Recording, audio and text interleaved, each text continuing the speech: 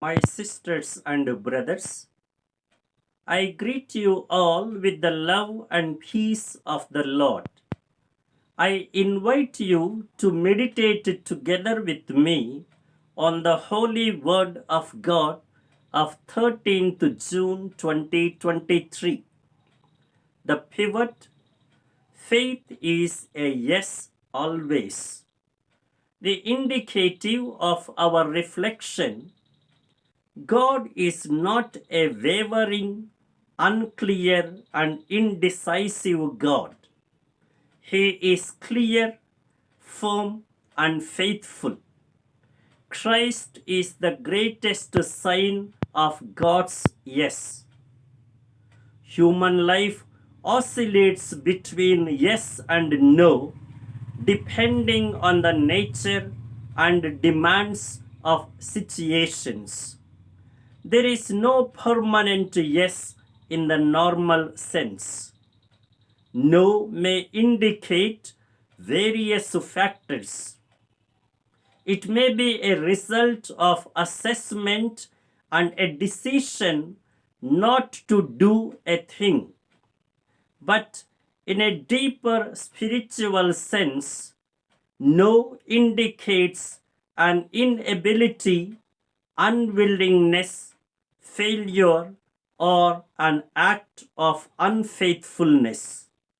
When I say no to God, it means I am not able to obey His commandments. I am not willing to follow His will. I fail to be right and righteous before Him, and thus I turn unfaithful to Him. This happens often in our spiritual life. Often we are caught between yes and no. We waver. We are so unsteady in our decisions in favor of God. Since yes to God demands a lot, we easily tend to say no to Him.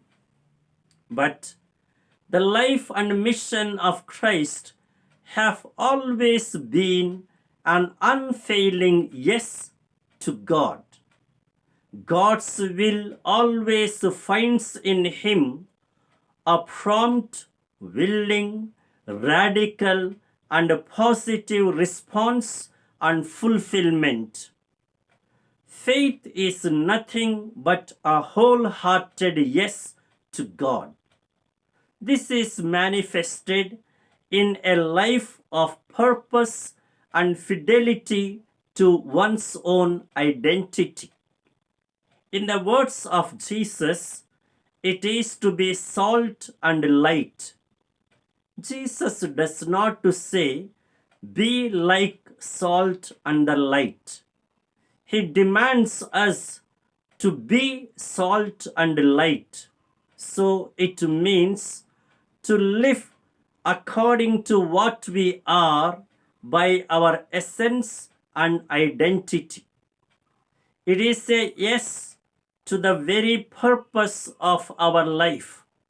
It is to add taste to life like salt and brighten life like light.